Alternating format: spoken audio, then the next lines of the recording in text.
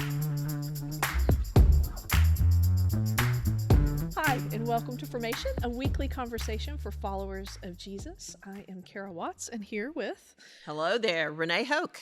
Yeah. Glad to be with you. Yeah, we are finishing up our conversation on the what's up with that idea. So texts and passages in the Bible that make us really scratch our heads and think twice about what does this really mean and what are we supposed to think about this.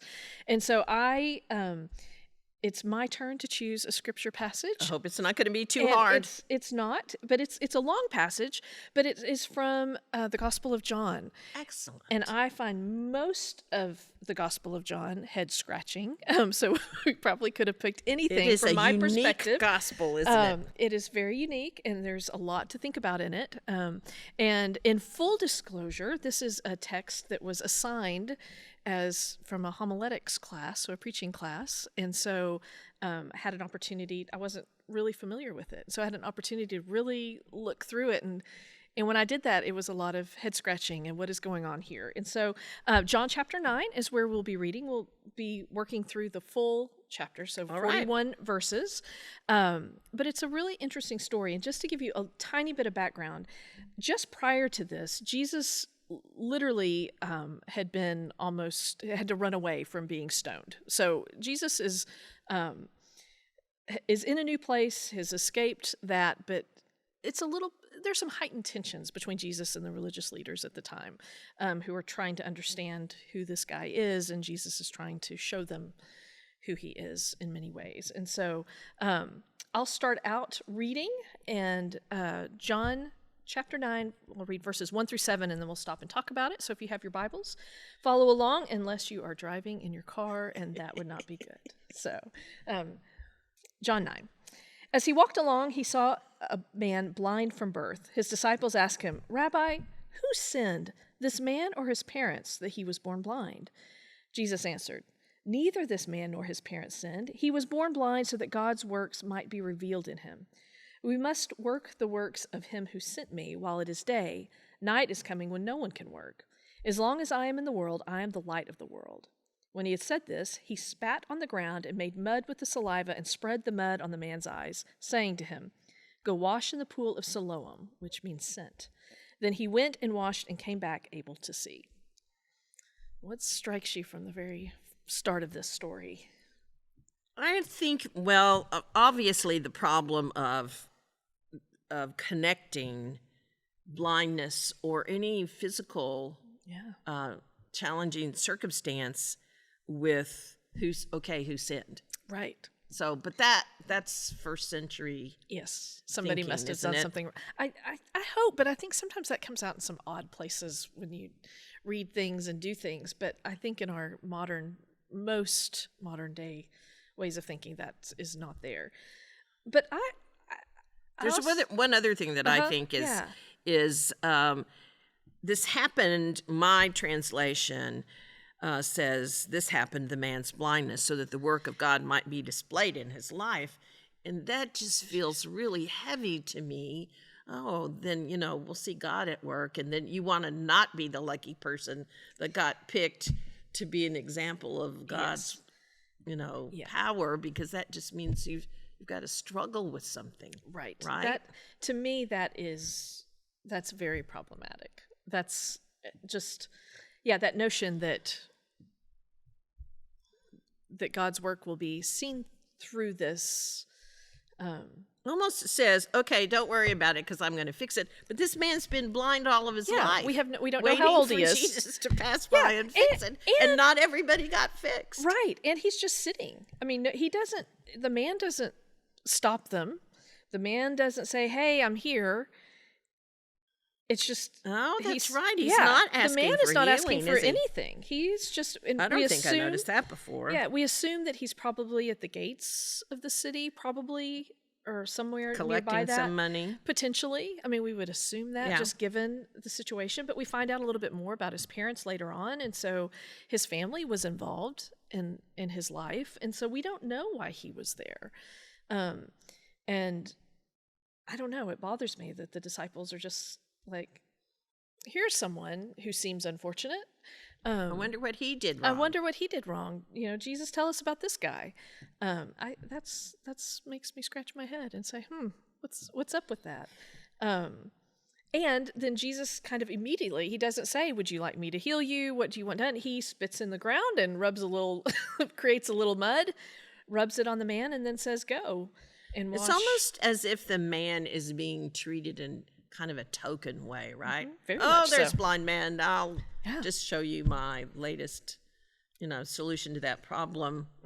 Not really, but the man gets to be known because of the story. Yes, the man gets to be known because of the story, but I do think all of it leading up to that, and we think about, all of ableism and all of that, I think it's a messy. It's in there. It's all here, and it's messy and something that we need to pay attention to and hope that we do that. But I know there's always room for that. Always room for improvement. Always room for that. So, the man has gone and is going to go wash his eyes off. I don't know how he made it from where he was to that pool because is blind and had mud on his eyes, but he apparently makes it. Will you read 8 through 12? 8 through 12. His neighbors and those who had formerly seen him begging asked, "Isn't this the same man who used to sit and beg?" Some claimed that he was. Others said, "No, he only looks like that man." But he himself insisted, "Yes, I am that man." "How then were your eyes opened?" they demanded. He replied, "The man they called Jesus made some mud and put it on my eyes. He told me to go to Siloam and wash, so I went and washed, and then I could see." "Where is this man?" they asked. Yeah, mine ends with, I don't know. Jesus shows up in the beginning. Just moves on with his disciples. Yeah, makes the mud, gives the instruction, and we don't know where Jesus is. But I love that that part seems so real to me, just people noticing, because they have all seen him, people noticing and, trying to decipher what exactly has happened and arguing about, is that the man? Is that not the man? Right. Yeah, and that they don't believe that it's him because he can see, and I am the man. I am the man. Yes, it is me. Man. Yes, it is me. And so he has that conversation. And so then the people in verses 13 through 17, do you want to read that one too? Sure. Brings in the religious leaders. They brought to the Pharisees the man who had been blind. Now the day on which Jesus had made the mud and opened the man's eyes was a Sabbath. Therefore the Pharisees also asked him how he had received his sight. "He put mud on my eyes," the man replied, "and I washed, and now I see." Some of the Pharisees said, "This man is not from God, for he does not keep the Sabbath." But others asked, "How can a sinner do such miraculous signs?" So they were divided. Finally, they turned again to the blind man. "What have you to say about him? It was your eyes he opened." The man replied, "He is a prophet." Yeah, so the Pharisees... Almost like a trial, almost like he's being questioned by the authorities. And he is kind of having to speak for this person, Jesus, who he didn't know. I think that's what's so interesting. It's just such a random thing that happened to him, and now everybody's coming at him. Now I'm getting all this, now all of a sudden everybody wants to know what happened and how did it happen and am I really who you think I am? And yes, I am, and I keep telling you that's who I am. And the Pharisees are upset because, again, Jesus has done something that is outside of the law, and they're very confused. But the man he starts out by saying it was Jesus, he's a prophet. And so beginning in verse 18, they still don't believe that this person had been blind and had received a sight. So they called in his parents and asked them, "Is this your son who you say was born blind? How then does he now see?" And his parents answered, "We know that that's our son and that he was born blind, but we do not know how it is that he now sees, nor do we know who opened his eyes. Ask him. He's of age. He will speak for himself." And his parents apparently said this because they were very concerned about being tossed out of the religious group, that if they had gone against them, that they would not be able to go to their synagogue. And so, therefore, his parents keep saying, "Just go ask the guy. Just go ask our son." And so again, if you want to read 24 through 34. A second time they summoned the man who had been blind. "Give glory to God," they said. "We know this man is a sinner." That seems like a trap, doesn't it? "We know this man is a sinner." The formerly blind man, replied, "Whether he is a sinner or not, I don't know. One thing I do know, I was blind, but now I see." Then they asked him, "What did he do to you? How did he open your eyes?" He answered, "I have told you already, and you did not listen. Why do you want to hear it again? Do you want to become his disciples too?" Then they hurled insults at him and said, "You are this fellow's disciple. We are disciples of Moses. We know that God spoke to Moses, but as for this fellow, we don't even know where he comes from."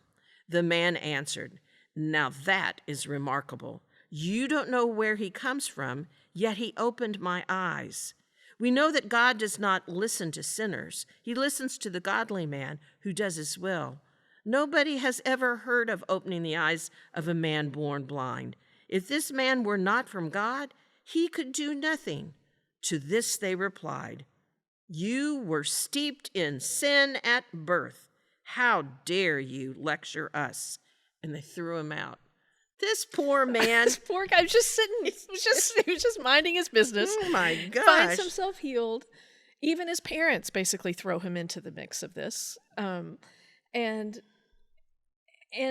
what's miraculous to me is that his faith grows stronger and stronger and stronger as he continues to be questioned. This reminds me of the 24-hour news cycle.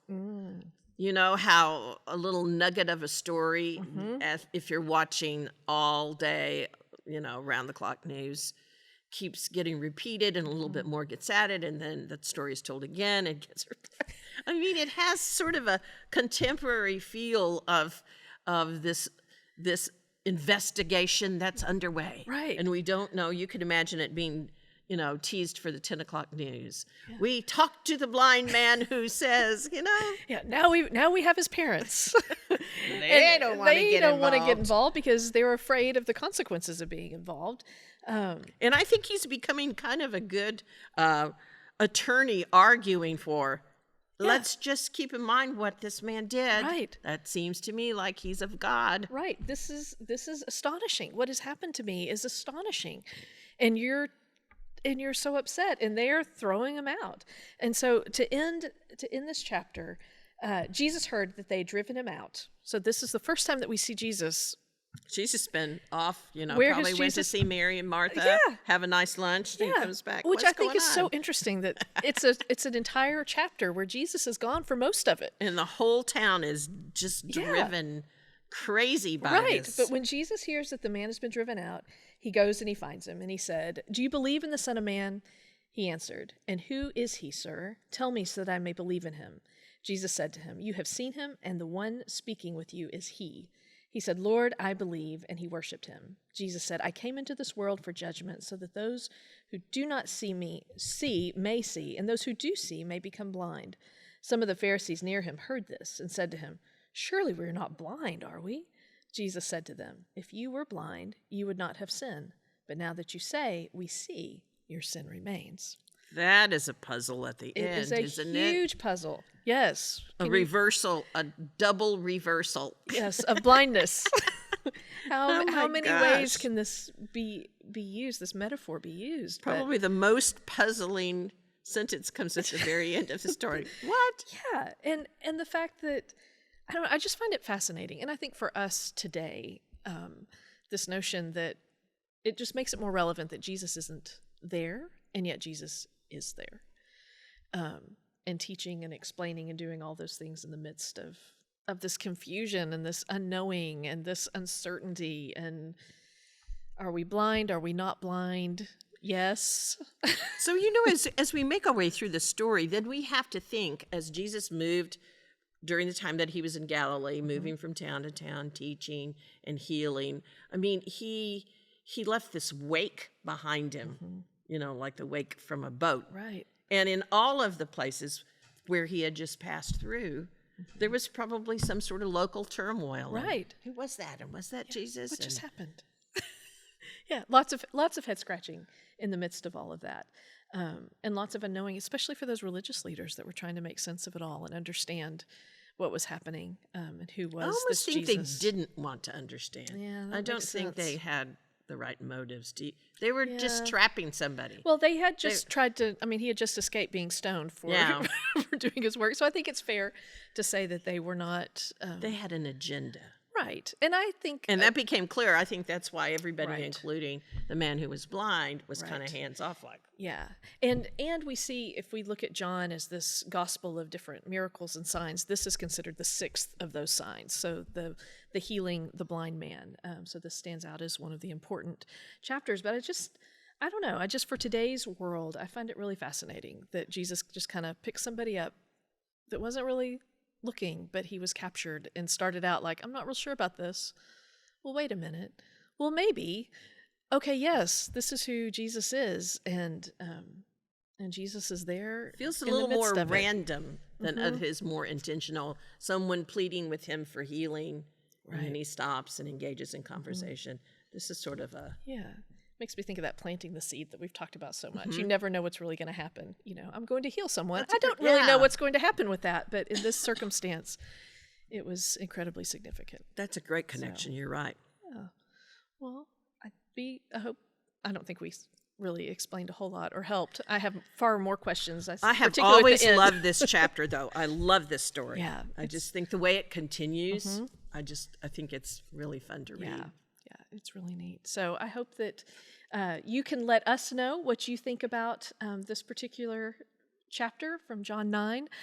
You can email us at formation@uccftw.com. Let us know what you're thinking. We love to get your mail, and we have gotten a little bit of response from our last week that our confusion Our that crazy occurred, dentist story. our crazy dentist If stories. you were with us. So we hope that you will continue to follow along with us. We start a new series. That's right. We'll be reading along together in the book of Acts. So keeping up with what's going on for the whole church. So we hope you'll join us for those episodes. That sounds great. All right. Thank you so much for being with us, and we will see you soon.